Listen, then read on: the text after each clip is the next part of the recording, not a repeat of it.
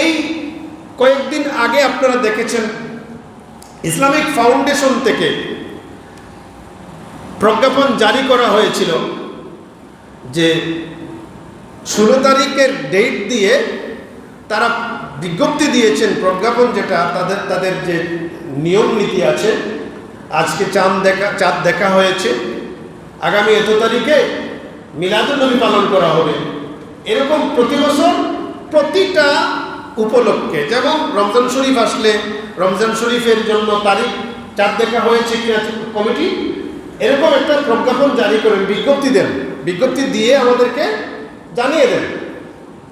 এই বিজ্ঞপ্তিটা এবছর প্রথমে যখন আমাদের হাতে আসলো, আমরা দেখলাম সব ঠিক আছে, কিন্তু একটা শব্দ নাই। কি নাই? একটা শব্দ নাই। ঈদে মিলাদুন্নবী, এই ঈদ শব্দটা কেটে দিয়ে মিলাদুন্নবী দেওয়া। কি দেওয়া? মিলাদুন্নবী। অথচ জাতীয় মসজিদে জাতীয়ভাবে ইসলামিক ফাউন্ডেশন কর্তৃক আয়োজিত মাহফিলের নাম মিলাদুন্নবী মাহফিল নয়, এই মাহফিলের নাম ঈদে মিলাদুন্নবী মাহফিল। তাহলে আজকে হঠাৎ করে কে বা কাহারা কার ইঙ্গিতে ঈদ শব্দ কেটে দেওয়া হলো, এটা তো পাবলিক জানতে চায়। তখন আলোচনা শুরু হয়ে গেল, শেষ পর্যন্ত দেখা গেল ধাক্কা এমনভাবে পড়বে দেয়াল আর টিকবে না। কথা বলুন না, দেয়াল আর টিকবে না। এটা বাদ দিয়ে আবার প্রজ্ঞাপন জারি করেছেন তারা ওই আগের মতো ঈদে মিলাদুন্নবী। সুবহানাল্লাহ বলেন। আমরা আলহামদুলিল্লাহ বলবো আবার।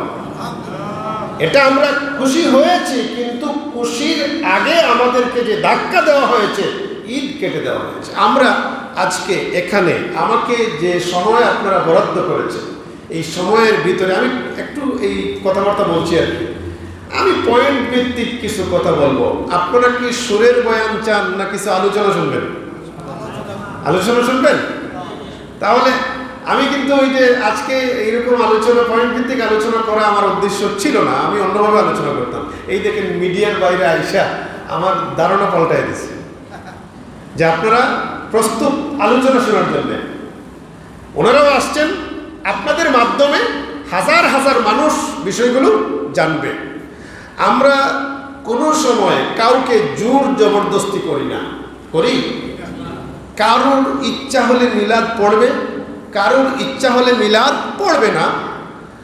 মিলাদ পড়ে না। আমি আমার কথা বলি, প্রথমেই বলছি একটা কথা, আমাদের আকাবিরগণ আমাদেরকে শিক্ষা দিয়েছেন। আল্লামা মুহাদ্দিস সাহেব হুজুর, রারাই মুহাদ্দিস সাহেব হুজুর বারবার মাহফিলে বলেছেন, আমি ব্যক্তিগতভাবে হুজুরের সাথে কথা বলতাম, আমাকে ব্যক্তিগতভাবেও বলেছেন যে আপনারা মিলাদ যারা পড়েন না, যারা ঈদে মিলাদুন্নবী উদযাপন করেন না, যারা মিলাদ পড়েন না, তাদেরকে ওয়াহাবি বলবেন না। আমাদেরকে বলেছেন, আমিও বলি, যারা মিলাদ পড়ে না, যারা ঈদে মিলাদুন্নবী উদযাপন করে না, তারা ওয়াহাবি নন। আমি ওয়াহাবি তাদেরকে বলবো না। কিন্তু যদি কেউ এসে আমাদের মাহফিলগুলো বন্ধ করতে চায়, তাহলে আমি অবশ্যই তাকে কোনো একটা ট্যাগ লাগিয়ে দেব। কোনো একটা ট্যাগ কি লাগিয়ে দেব? যেটা লাগানো হবে এটা তার কথার ভিত্তিতে আমরা লাগাবো। হয়তো আমি আপনাকে ওয়াহাবি বলতে প্রস্তুত, মানে বাধ্য হব। আপনাকে ওয়াহাবি বলতে আমি কি হব? বাধ্য হব। কারণ ওয়াহাবিরা ছাড়া এরকম শানদার একটা মাহফিলে এসে বাধা দেওয়ার মতো কেউ মন মানসিকতা রাখে না। এরকম মন মানসিকতা কারো নাই। ওলামায়ে দেওবন্দের এই মন মানসিকতা নাই। আমি ইনশাল্লাহ ক্লিয়ার করব। তাহলে আসুন আমরা আমার নবীজি নূর নবী মুহাম্মদ সাল্লাল্লাহু আলাইহি সাল্লামের কিছু জন্ম বৃত্তান্ত আলোচনা করি। পৃথিবীতে এই কথাটা যদি আমরা পৃথিবীর শুরু থেকে টাইনে আনি, তাহলে এখানে আলোচনা হয়ে যাবে দীর্ঘ। আমি কোনো একদিকে দিক লাগাতে পারবো না। আমার অনেক ভাইয়েরা ঈদে মিলাদুন নবীর আলোচনা করতে যায়া সৃষ্টির শুরু থেকে আলোচনা করতে চান, আমি আলহামদুলিল্লাহ বলি, শোনেন, সমস্যা নেই। কিন্তু এখানে একটা বিষয় নিয়ে টানাটানি শুরু হয়ে যায়, নবীজি কিসের তৈরি, নূরের নাকি মাটির? এই বিষয়টা নিয়ে টানাটানি শুরু হয়ে যায়। আমি আপনাকে বলবো, আমরা নবীজিকে নূর বলি। আমরা নবীজিকে কি বলি? একটু জুড়ে বলুন, আমরা কি বলি? নবীজি নূর। আপনি এটাকে আরো সুন্দর করে বলেন নূরুন আলা নূর। নবীজি নূর, কিন্তু নবীকে আল্লাহ কি দিয়ে বানিয়েছেন? শরীরে নবীজির গোশত ছিল কি ছিল না? বলুন, আওয়াজ দিয়ে বলুন। নবীজির শরীরে গোশত ছিল কি ছিল না? হাড্ডি ছিল কি ছিল না? রক্ত ছিল কি ছিল না? তিনি মানুষ ছিলেন কি ছিলেন না? আরেক দল, আমাদের একদল ভাইরা বলতেছেন নবীজিকে মানুষ বললেই কাফের হয়ে যাবে। এখন আমি যদি সৃষ্টির শুরু থেকে কথা বলা শুরু করি, তাহলে কথা দেখেন কত দিকে চলে যাবে। আমি সেদিকে যাব না, আমি শুধু নবীজির জন্ম থেকে আলোচনা শুরু করব। বড়জন নবীজির আব্বাজান আম্মাজান সম্পর্কে এই কথাটা ক্লিয়ার করি।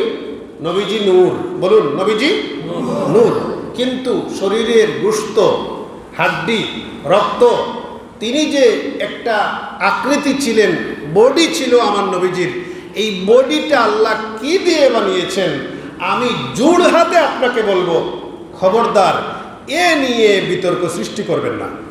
মানুষ এটা চায় না, মুমিন এটা শুনতে চায় না। আমরা নবীকে অনুসরণ করবো, মহব্বত করি নবীজিকে। আপনি নবীজিকে মাটির তৈরি বলবেন, দুনিয়া কিয়ামত হয়ে যাবে, একটা দলিল দিতে পারবেন না। কোথায় নবীজি মাটির তৈরি? পারবেন না দলিল দিতে। কিন্তু নবীজিকে নূরের তৈরি বলে যে সকল দলিল আপনি উপস্থাপন করে মানুষকে বোঝাতে যাবেন, আমি আপনাকেও বাধা দেব না। থেমে যাও, নবীজিকে নূর বলে থেমে যাও। বলুন, নবীজিকে নূর বলে থেমে যাও। খবরদার মাটি বলবে না, নূর বলে থেমে যাও।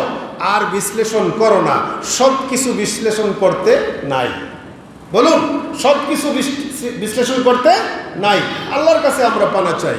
যারা আমাদের মাহফিলগুলোতে এসে এরকম বিভ্রান্তি চড়ান, আমরা তাদের থেকে আল্লাহর কাছে পানা চাই। আল্লাহ আমাদেরকে তৌফিক দান করুন। 570 খ্রিস্টাব্দে আমার নবীজি পৃথিবীতে আসেন। তখন পৃথিবীর অবস্থা এমন ছিল, জানা যেটা আপনাদের, তারিখ নিয়ে ইখতিলাফ, এসবে যাব না আমি। নবীজি নূর নবী মুহাম্মদ সাল্লাল্লাহু আলাইহি ওয়াসাল্লাম পৃথিবীতে যখন আসেন, পৃথিবী তমস্যাচ্ছন্ন ছিল, অন্ধকারাচ্ছন্ন ছিল। এর অর্থ এই নয় যে আকাশে সূর্য ওঠেনি, সূর্য উঠেছে ঠিক, কিন্তু মানবতা বলতে কিছুই ছিল না। এমন একটা সময় আমার নবীজি পৃথিবীতে আসেন পুত পবিত্র অবস্থায়। সুবহানাল্লাহ বলেন। পুত পবিত্র অবস্থায়, পুত পবিত্র মানুষের মাধ্যমে আল্লাহর হাবিবকে পৃথিবীতে পাঠিয়েছে। আমার নবীজির বংশ খুব ভালো ছিল, খুব ভালো ছিল, উচ্চ বংশ। এমনকি পৃথিবীর মধ্যে সর্বশ্রেষ্ঠ বংশের ছিলেন নবী মুহাম্মদ সাল্লাল্লাহু আলাইহি সাল্লাম। আমার নবীজির বংশের উপরে উন্নত কোনো বংশ আর পৃথিবীতে ছিল না, অতীতে ভবিষ্যতেও হবে না। সর্বশ্রেষ্ঠ বংশ আমার নবীজির বংশ কুরাইশ। কুরাইশের মধ্যে আমার নবীজি নূর নবী মুহাম্মদ সাল্লাল্লাহু আলাইহি ওয়াসাল্লাম বনু হাশিম গোত্রে আমার নবীজি জন্মগ্রহণ করেছেন। আমার নবীজি বলেছেন, আমি তোমাদের মধ্যে ব্যক্তি মুহাম্মদ সাল্লাল্লাহু আলাইহি সাল্লাম ব্যক্তি হিসাবে যেমন শ্রেষ্ঠ, আমি তোমাদের মধ্যে গড়ের বাসিন্দা, যে গড়ে আমি জন্মগ্রহণ করেছি, এই গড়ের বাসিন্দা হিসাবেও আমি তোমাদের কাছে সর্বশ্রেষ্ঠ। সুবহানাল্লাহ। পৃথিবীর মধ্যে আমার নবীজির আব্বাজান, আম্মাজান, দাদাজান, দাদিজান, ওনারা শ্রেষ্ঠ মানুষ ছিলেন, শ্রেষ্ঠ মানুষ ছিলেন। আপনারা যদি নবীজির দাদার দিকে দেখেন, তাহলে নবীজির দাদাজান কাবার মুতাওয়াল্লি ছিলেন। আলহামদুলিল্লাহ বলেন। নবীজির দাদাজান কি কাবার মুতাওয়াল্লি ছিলেন। এমনকি যে জমজম কূপের পানি আপনারা খান, এই জমজম কূপের আবিষ্কার কে করেছিলেন জানেন আপনারা? ইসমাইল জবিহুল্লাহ আলাইহিস সালামের মাধ্যমে এই কূপের আবিষ্কার হয়েছে পৃথিবীতে। এই কূপ আল্লাহ দিয়েছেন এই ইসমাইল জবিহুল্লাহ আলাইহিস সালামের পায়ের আঘাতে কূপ হয়েছিল, পানি বের হয়েছিল।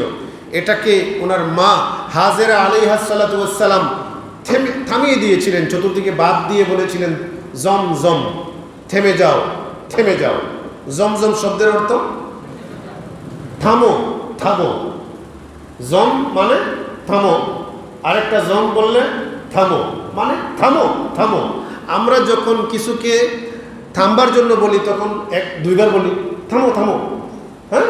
এরকম ইসমাইল আলাইহিস সালামের আম্মাজান যখন জমজম বললেন, থামার জন্য পানিকে বললেন, থেমে গেল। এখানে আল্লাহ বিশাল একটা কূপের ব্যবস্থা করলেন। দীর্ঘদিন এই কূপ পরিত্যক্ত অবস্থায় ছিল, দীর্ঘদিন ছিল, ভালো পানি দিয়েছে, পানি ছিল, আর শেষে বনি জুরহুম গোত্র এরা শত্রুতাবশত কূপটা বন্ধ করে দিয়েছিল। এরপর আমাদের নবীজির দাদাজান হযরতে খাজা আব্দুল্লাহ, আমি বলবো আমার সাথে আপনারা যদি মনে চায় পড়বেন রাদিয়াল্লাহু আনহু। আবার যদি আমাকে প্রশ্ন করেন যে নবীজির দাদার নামে আপনি রাদিয়াল্লাহ বলেন, তিনি তো সাহাবী ছিলেন না, আমি আপনার সাথে আজকে এই মুহূর্তে বিতর্কে যাব না। আমি আগে বলছি, আপনার পছন্দ হলে বলবেন, নতুবা না। খাজা আব্দুল মুত্তালিব, ওনার নাম শাইবাতুল হামদ। নবীজির দাদার নাম কি? শাইবাতুল হামদ। বলুন, নবীজির দাদার নাম কি? শাইবাতুল হামদ।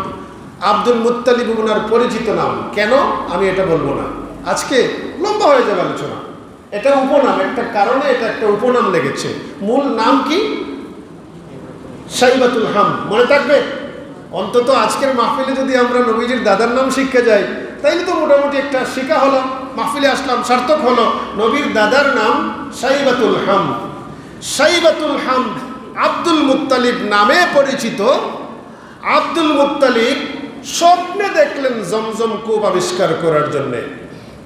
আমি সংক্ষেপে বলছি, তিনি এই জমজম কূপের আবিষ্কার করলেন। তাকে বলে দেওয়া হলো অমুক জায়গায় আপনি খনন করেন, নির্ধারিত জায়গা দেখিয়ে দেওয়া হলো, একদম ক্লিয়ার। তৃতীয় রাত্রে স্বপ্নে দেখিয়েছেন। আমি যেহেতু সংক্ষেপে বলছি, অন্যদিকে আলোচনা করব। তৃতীয় রাত্রে জমজম কূপ যখন যিনি রাত্রে এসে স্বপ্নে বললেন, তখন বললেন উনি জমজম কূপ খনন করো, নির্ধারিত জায়গা বলে দিলেন যে কোথায়, যেখানে রক্ত এবং গোবর আছে। আগামীকাল এখানে কাক টুকরাবে, কাকটার পা সাদা। সুবহানাল্লাহ বলেন না? একদম ক্লিয়ার পরিচয় দিলেন। তিনি ঘুম থেকে উঠলেন, কোথায় রক্ত কোথায় গোবর, যে আসাফ এবং নায়লা মূর্তি যেখানে লোকেরা পশু কুরবানি করে। ওই সময় আমাদের কোরবানি যেটা, এইরকম কোরবানি না, এরা বিভিন্ন পশু মান্যত করত, বা ওই ইসমাইল সালামের কোরবানিটা এরকম চালু ছিল, তারা তাদের মতো কোরবানি করত, এই জায়গায় কুরবানি করত। তখন গরুর রক্ত থাকতো আর গোবর থাকতো এখানে পড়ে, মানে গরু, উট, মহিষ যেটাই কুরবানি করত, যে জায়গায় পশু কুরবানি করা হয় এখানে রক্ত গোবর থাকারই কথা। তিনি এটা পেয়ে গেলেন, দেখলেন সেখানে একটা সাদা পা বিশিষ্ট কাক টুকরাচ্ছে মাটিতে, আর এই জায়গায় গিয়ে আব্দুল মুত্তালিব কূপ পেলেন, মানে খনন করলেন, এখানে কূপ পেলেন। সুবহানাল্লাহ বলেন। এই দেখেন, আমাদের নবীজির দাদাজানের ওসিলায় আপনারা জমজম কূপ পেয়েছেন। এরা ঝগড়া লাগায় দিল। আমি কেরামতি বলছি, আমার নবীজির দাদাজানের কেরামতি বলছি। এরা ঝগড়া লাগায় দিল, কূপ তোমার একা হতে পারে না, আমরাও মালিক হব। তোমরাও মালিক হবা না, পানি খেতে পারো। আমি এটা পানি, আমাকে বলে দেওয়া হয়েছে আমি হাজিদের জন্য এটার পানির ব্যবস্থা করব, এখানে আপনারা পানি পান করতে পারেন, কিন্তু এই কূপের মালিকানা দেওয়া যাবে না। না, আমরা মালিক হব। কারা? সম্প্রদায়ের লোকেরা। ঝগড়া লাগলো, আসো আমরা বিচারকের কাছে যাই। বিচারক হলো জ্যোতিষী। বিচারকের কাছে যাবেন, এমত অবস্থায় রাস্তায় গিয়া পানির অভাব হয়ে গেল, মরুভূমি। খাজা আব্দুল মুত্তালিব রাদিয়াল্লাহু তাআলা আনহু রওনা দিয়েছেন লোকদেরকে নিয়ে, বিচারকের কাছে যাবেন, সেখানে গিয়ে বিচার করবেন। বিচারক যে রায় দিবেন সেই রায়ে বিচার হবে। কে মালিক হবে কূপের? এই কূপ সবার মালিক, সবাইকে এই কূপের মালিক নাকি শুধু আব্দুল মুত্তালিব?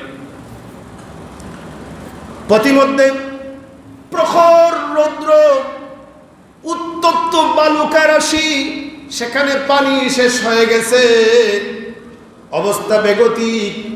সবাই মিলে চিন্তা করলেন এখন কি করা যায়। আমরা যাব বিচারের উদ্দেশ্যে বিচারকের কাছে, এখন তো দেখা যায় আমাদের জান যায়, কি করা যায়? সিদ্ধান্ত হলো সবাই সবার জন্য গর্ত করে রাখো, যে মারা যাবে সেখানে আমরা দাফন করব। অবশেষে হয়তো একজন মানুষ থেকে যেতে পারে দাফনের বাকি।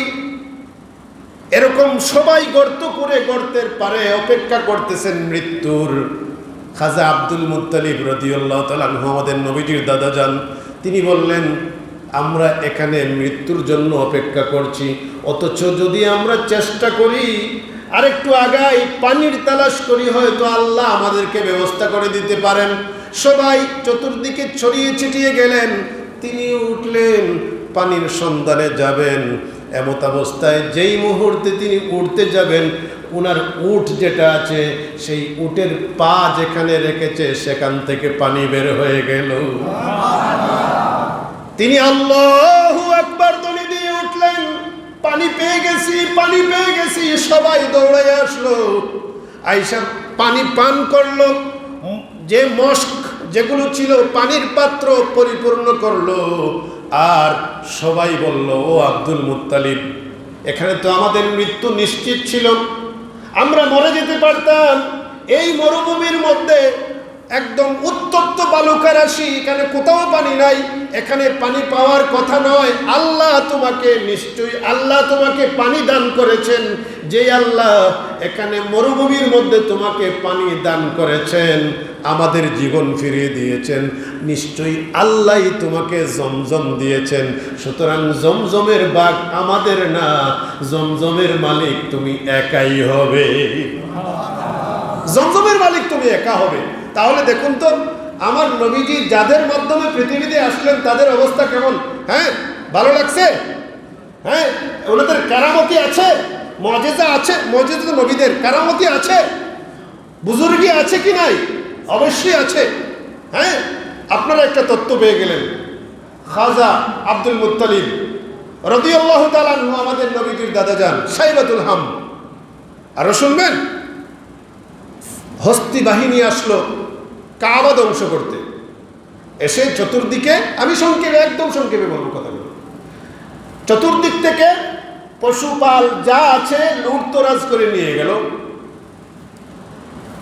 নবীজির দাদা জানেরও উট ধরে নিয়ে গেল।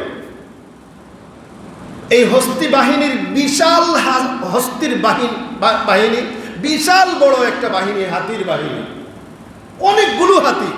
বাদশাহ যে হাতিগুলোর মালিক, অন্যরাও তো এসেছে, এই হাতিগুলোর মধ্যে একটা বড় হাতি। আমি সিরতের কিতাব থেকে বলছি, এই কথাগুলো কি সিরতের কিতাবে আছে, ইবনে হিশামে আছে, এরপর আল্লামা ইবনে কাসির রাহিমাহুল্লাহর যে লিখিত আল বিদায়া ওয়ান নিহায়া কিতাবে আছে। আপনারা এগুলো পেয়ে যাবেন, সব কিতাবে আছে, এগুলো ইখতিলাফি কোনো বিষয় না। ওই বাদশার একটা হাতি ছিল, তার নাম মাহমুদ। তারে বহু ট্রেনিং দেওয়া হয়েছে, সব হাতি বাদশারে সেজদা করে, মাহমুদ সেজদা করে না। নবীজির দাদাজান আসছেন, হাতি, ওনার হস্তি বাহিনী লোকেরা কি করেছে, উর্দুরে নিয়ে এসে আসছেন এখানে।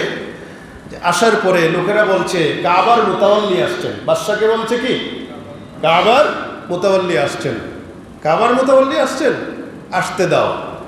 কাছে গিয়েছেন, তাঁবুর পাশেই ছিল মাহমুদ।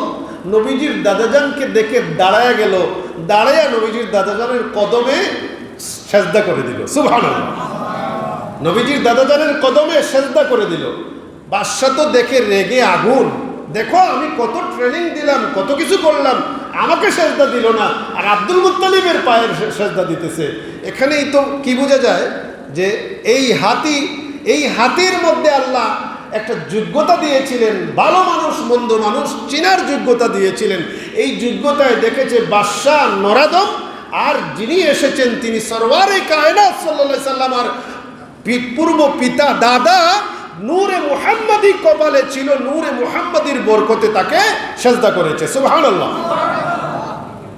গিয়েছেন ঘরে, এই কথোপকথন বাদ দিলাম। তাহলে দেখেন আমার নবীজির দাদাজান মর্যাদাবান মানুষ ছিলেন কি ছিলেন না? সমাজের মধ্যে সর্বশ্রেষ্ঠ মানুষ ছিলেন।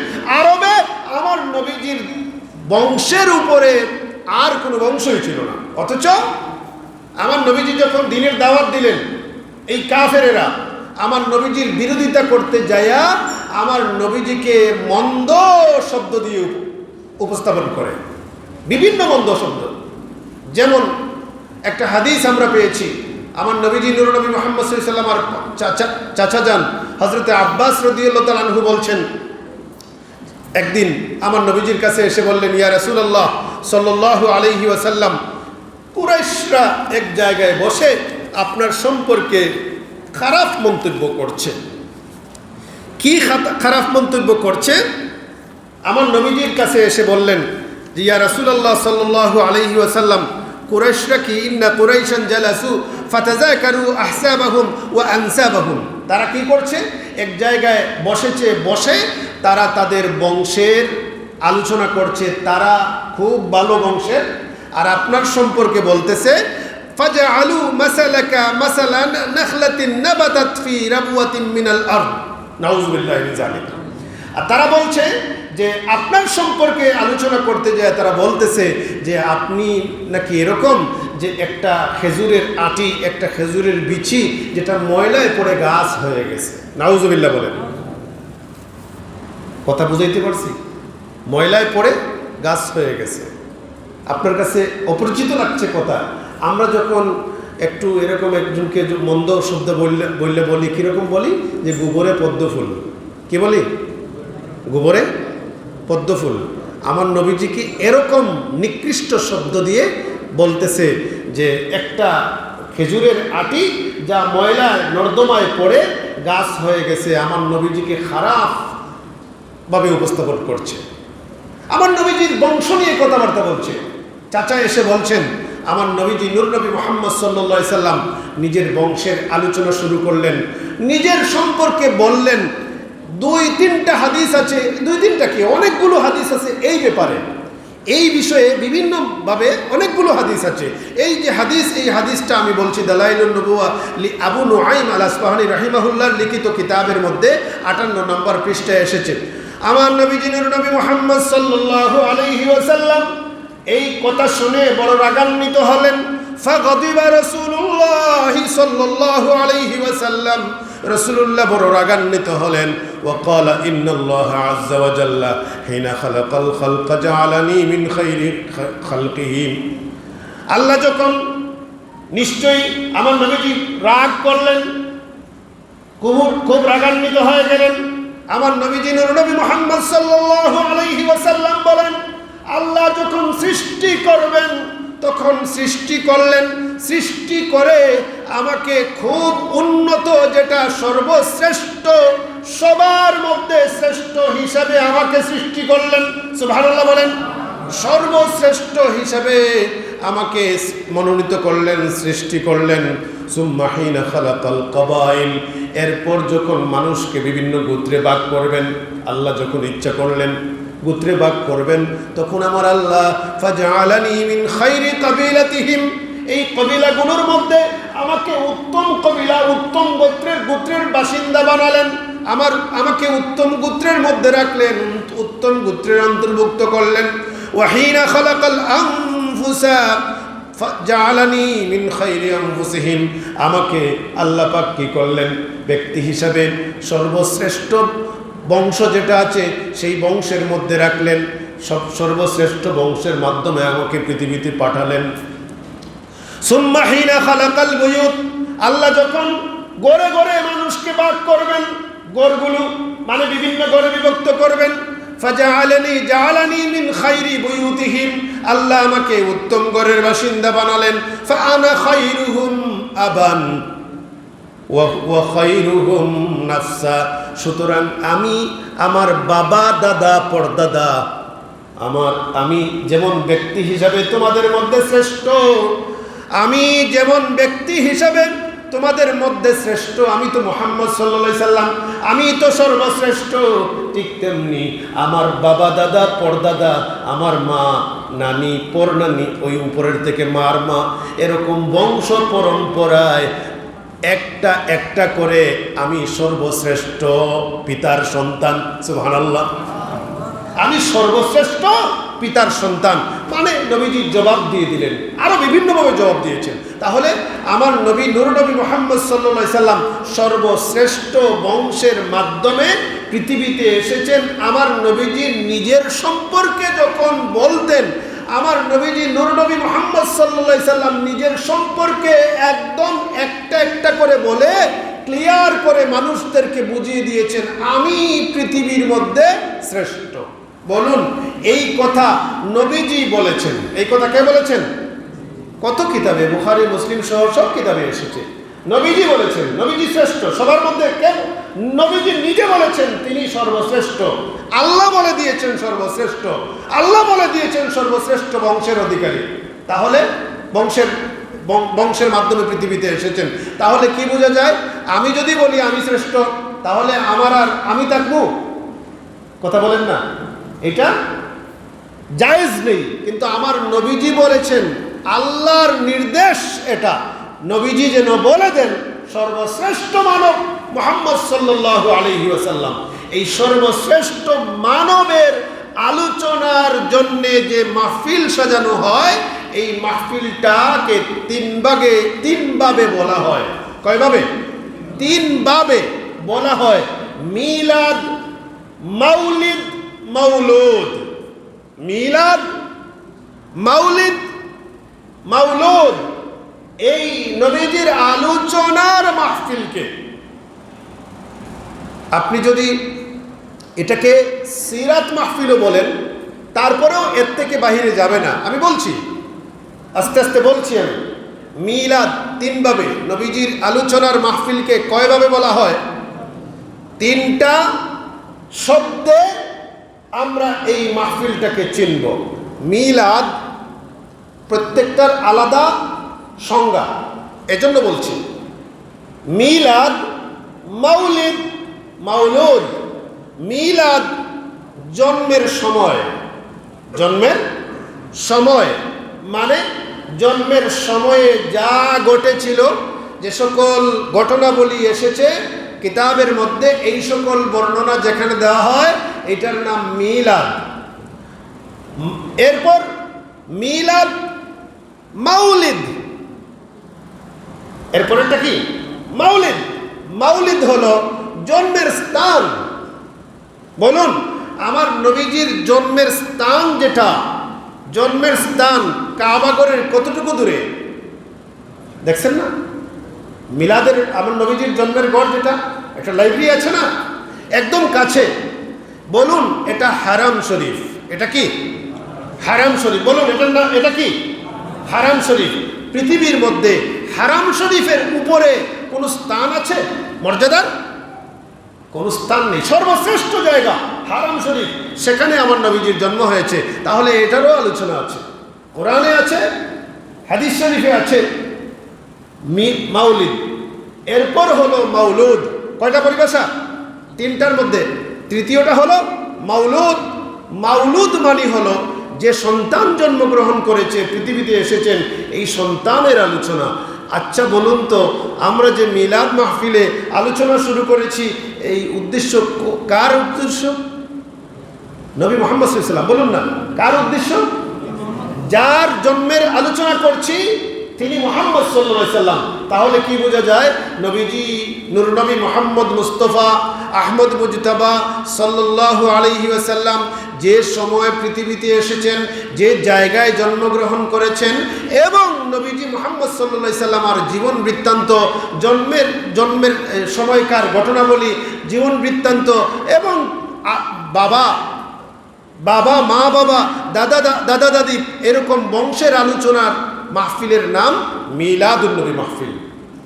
এই বংশের আলোচনা, জন্মের আলোচনা, স্থান যেখানে জন্ম নিয়েছেন, যে সময় যে জন্ম নিয়েছেন, জন্মের সময় সংঘটিত ঘটনাবলী, এগুলোর নাম একত্রিত রূপ হলো মিলাদ মাহফিল, মিলাদ শরীফ। তাহলে বলুন, এখানে নবীজির জন্মের সময়, যখন জন্মগ্রহণ করেছেন, এই সময় আলোচনা, এই সময়ের আলোচনা, এই সময়ের আলোচনা, এখানে আপনি কোনো মন্দ দিক আছে? এই সময়ের আলোচনা করার কোনো মন্দ দিক আছে? আমি দলিলে যাচ্ছি না, দলিল দিব অন্যদিকে। এখানে আমি দেখি না যে আপনি বলতে পারবেন যে এই সময়ের আলোচনা করবো না। আল্লাহ বলেছেন, আল্লাহ বলেছেন। এরপর দ্বিতীয়ত, আমার নবীজির নূরনবী মুহাম্মদ সাল্লাল্লাহু আলাইহি ওয়াসাল্লামের জন্মের স্থানের আলোচনা, এরপর আমার নবীজি নূরনবী মুহাম্মদ সাল্লাল্লাহু আলাইহি ওয়াসাল্লামের নিজের আলোচনা। এগুলো এর চাইতে ভালো কাজ আর পৃথিবীতে হতে পারে না।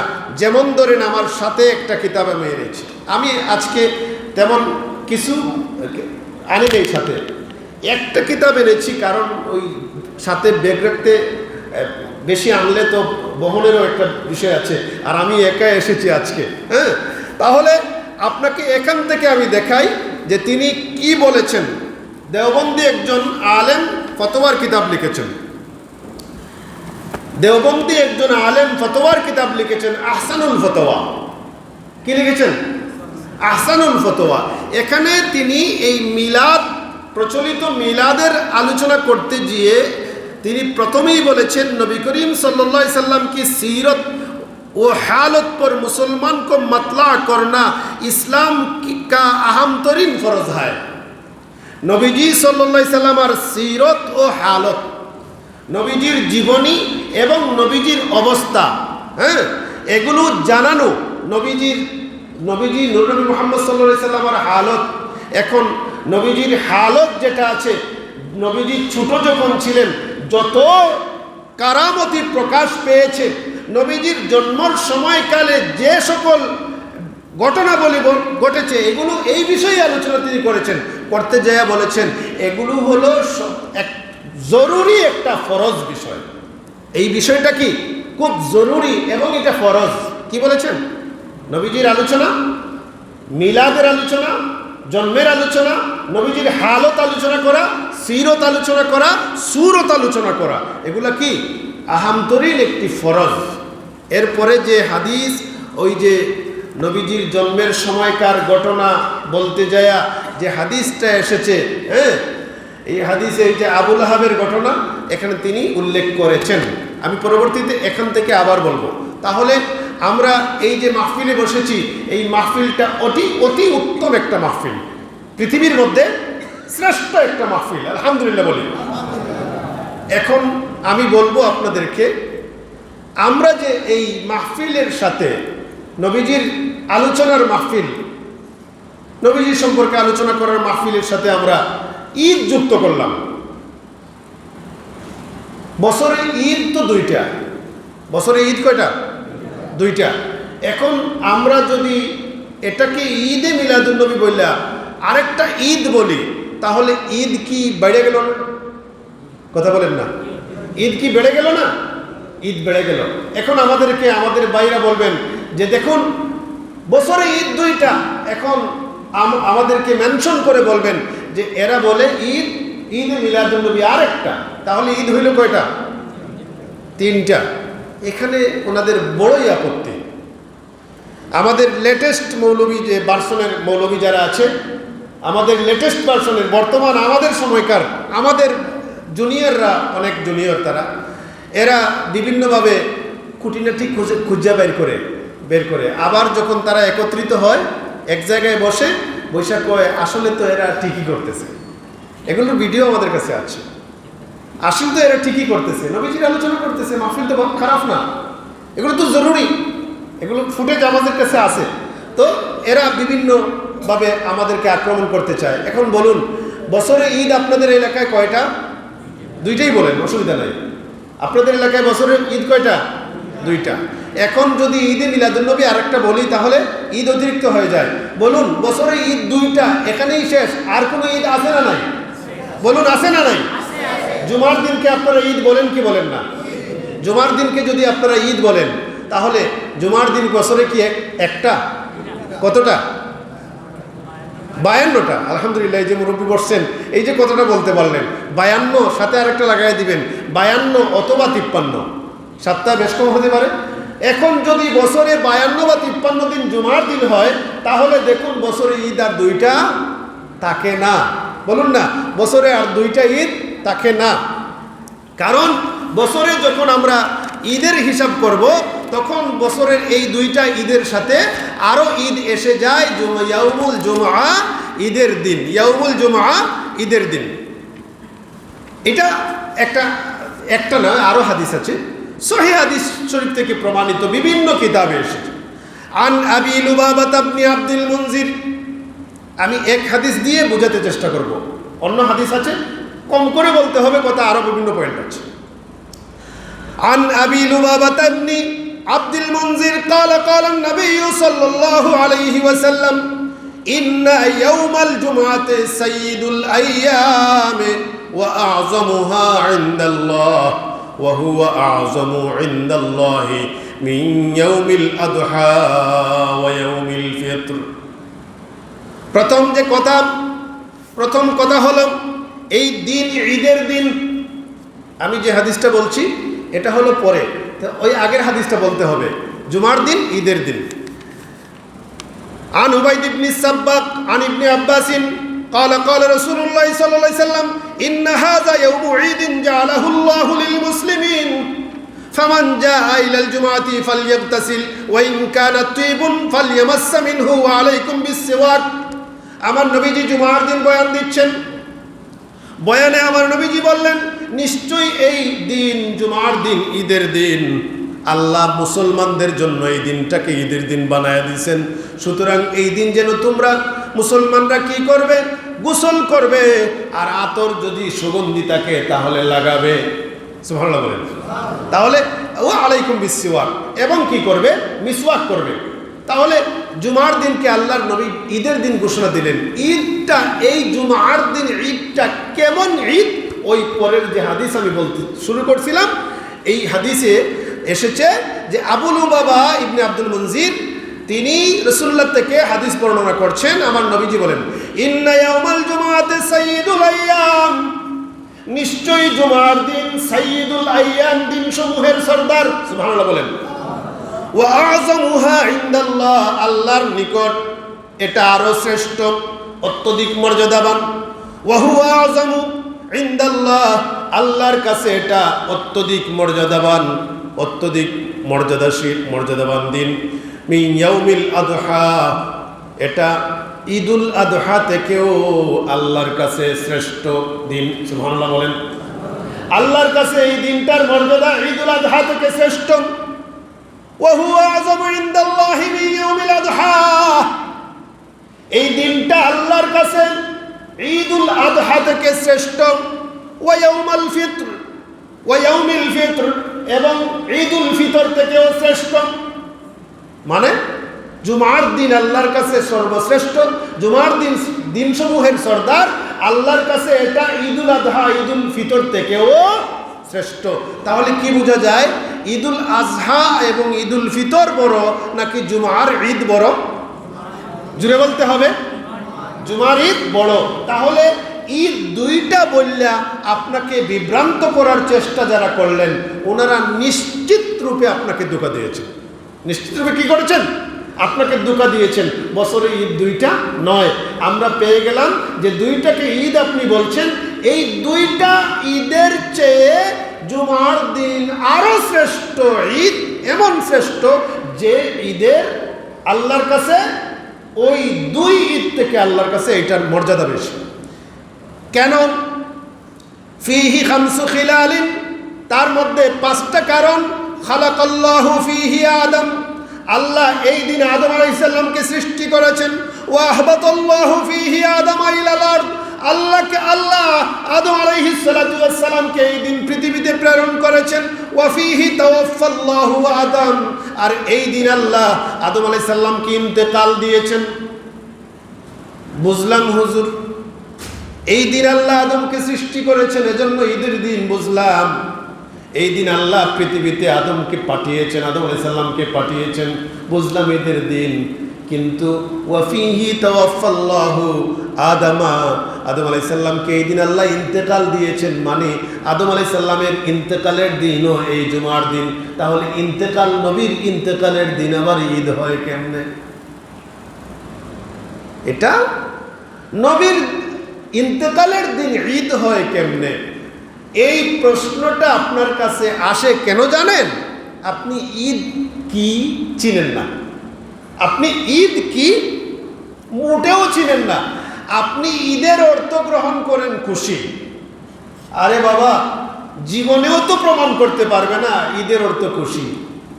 কোথায় পাইলা তুমি ঈদ অর্থ খুশি? আদায় আউদু, ঈদ অর্থ ফিরে আসা, বারবার ফিরে আসে। এই জন্য এই দিনটা ঈদের দিন।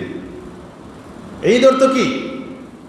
খুশি। এটা হলো পারিভাষিক একটা অর্থ, এটা একটা পারিভাষিক অর্থ। আমরা খুশিবাসি করি, এই জন্য ঈদ, এইটাকে খুশি বলা হয়। ঈদের অর্থ হলো ফিরে আসা। ঈদের অর্থ কি? ফিরে আসা, বারবার ফিরে আসে। ঈদের পারিভাষিক অর্থ হলো যে দিন ঈদের দিন, ওই দিনের পরিভাষায় ঈদের পরিভাষা হবে। যেমন ঈদুল আদহা ঈদের দিন। এই দিন কিসের ঈদের দিন? যে এই দিন হলো কুরবানি করার খুশি। এই দিন কি করবে?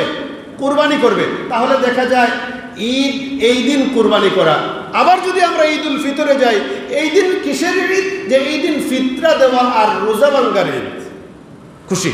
হ্যাঁ, তাহলে জুমার দিন কিসের ঈদ? জুমার দিন কি আমরা খুশি হই? জুমার দিন তো আমরা জুমায় আসি, মসজিদে এসে জুমার নামাজ আদায় করি। তাহলে এই দিনও খুশি না?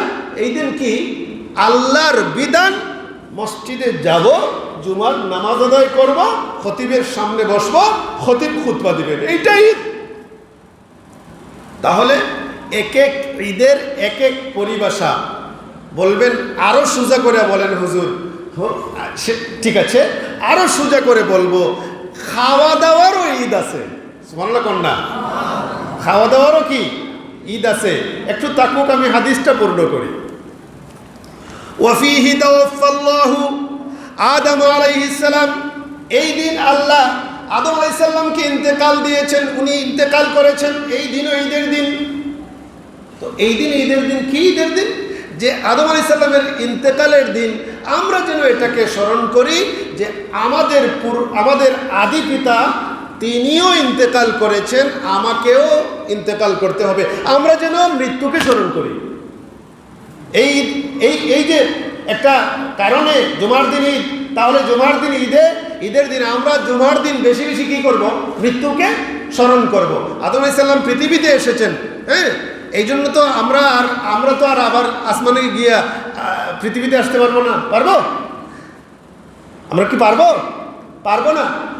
জুমার দিন আল্লাহ আদম আলাইহিস সালামকে সৃষ্টি করেছেন। আমরা কি আল্লাহকে বলতে পারবো যে আল্লাহ আমাদেরকে জুমার দিন সৃষ্টি করে আবার পৃথিবীতে পাঠান? আমল করার নাই। এই কারণ দুইটাতে কি নাই? আমল করার নাই। কিন্তু এই দিন জুমার দিন ইন্তেকাল দিবস হিসাবে আমাদের করণীয় কি? যে আমাদের আদি পিতা ইন্তেকাল করেছেন, তাহলে তিনি যেহেতু ইন্তেকাল করেছেন, তিনিও চলে গেছেন, আমরাও থাকবো না, আমাদেরকে যেতে হবে। তাহলে এই দেখেন, জুমার দিনের মধ্যে একটা কাজ পেয়ে গেলেন, এটাও ঈদ। এটাও কি ঈদ? এই আপনি ঈদ অর্থ খুশি পাইয়া ওই তো ঝামেলা লাগাইছে। এরপর পরে আরো এই জুমার দিনে আরো দুইটা কারণ আছে। 5 কারণে জুমার দিন শ্রেষ্ঠ। তাহলে আমরা দেখুন, এই হাদিস থেকে আমরা পাইলাম আল্লাহর নবী আমাদের আদি পিতা। জুমার দিন ঈদ হওয়ার পেছনে আমাদের আদি পিতার সাথে 3টা কারণ জড়িত। একটা তার সৃষ্টি, আরেকটা ওনার আগমন, আরেকটা ওনার ইন্তেকাল। তাহলে আদম আলাইহিস সালামের কারণে জুমার দিন শ্রেষ্ঠ হয়েছে।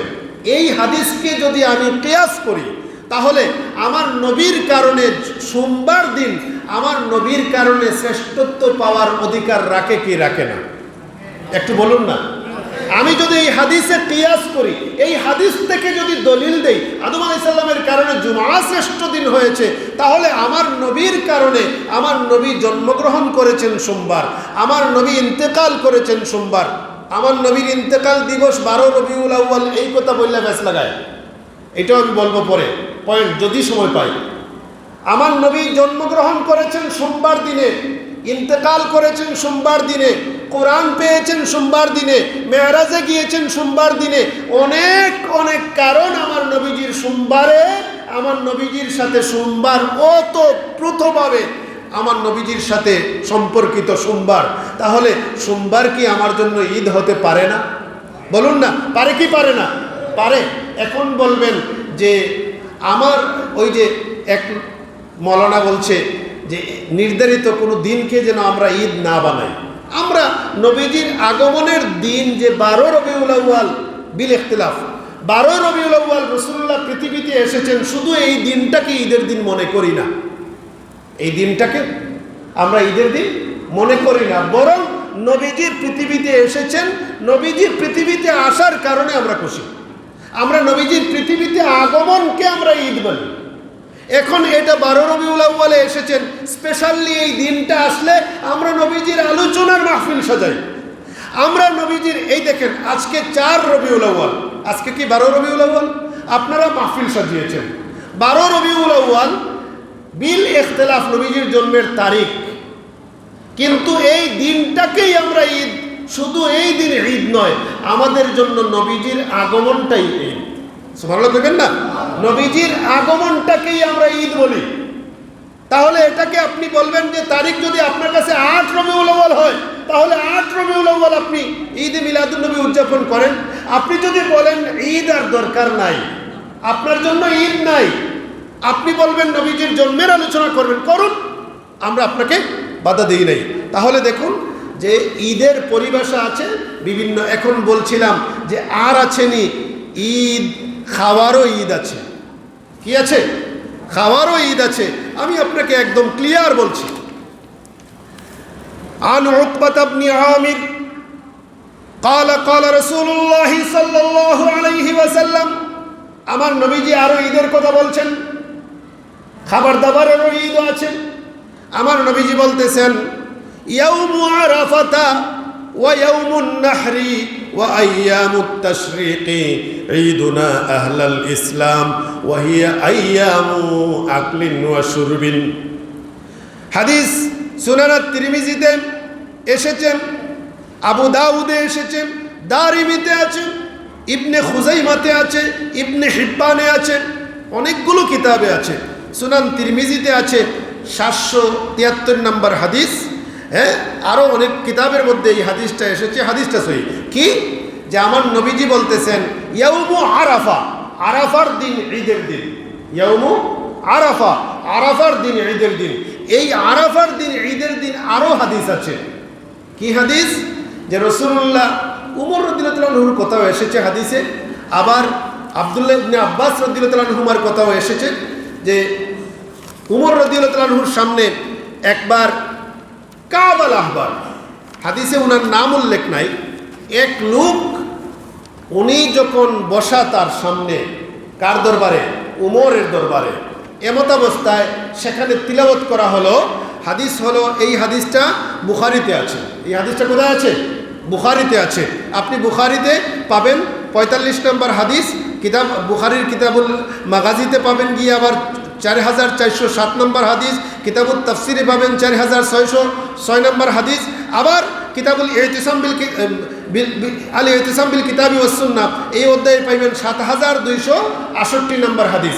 এই বুখারীতে বেশ কয়েক জায়গায় হাদিসটা এসেছে। কি হাদিস? যে ওনার সামনে তিলাওয়াত করা হলো আল ইয়াউমা আকমালতু লাকুম দীনাকুম ওয়া আতমামতু আলাইকুম নি'মাতি ওয়া রাদিতু লাকুমুল ইসলাম দীনা। এই আয়াত যখন তিলাওয়াত করা হলো, এর মধ্যে একজন ইহুদি ছিলেন, তিনি দাঁড়ায়া বললেন, ও উমর, তোমাদের ধর্মে একটা আয়াত আছে। এই আয়াত শুনেন তিনি বললেন, এই যে আয়াত পড়লেন, অথবা উনি নিজেই বললেন, তোমাদের এমন একটা আয়াত আছে, এই আয়াত যদি আমাদের ধর্মে নাজিল হইতো তাহলে এই দিনটাকে আমরা ঈদের দিন বানায়া দিতাম। সুবহানাল্লাহ বলেন। হাদিস দুইভাবে বর্ণিত হয়েছে যে ওনার সামনে ইহুদি বসা, এই এমন অবস্থায় আব্দুল্লাহ ইবনে আব্বাসের কথাও এসেছে হাদিসে যে আয়াত তিলাওয়াত করা হলো। আর এই বুখারীর বর্ণনা আছে যে উনি বললেন যে আপনাদের ধর্মে এমন একটা আয়াত নাজিল হয়েছে যে আয়াতটা যদি আমাদের ধর্মে নাজিল হতো তাহলে আমরা এই আয়াত নাজিলের দিনটাকে ঈদের দিন বানায় দিতাম। তিনি বললেন কি আয়াত? এই আয়াত যেটা আমি পড়লাম সূরা আল মায়েদার, যে আল ইয়াউমা আকমালতু লাকুম দীনাকুম। উমর রাদিয়াল্লাহু তাআলা আনহু বললেন যে হোক নির্ধারিত নাম যেটা আমরা পেয়েছি তাফসীরের কিতাবে,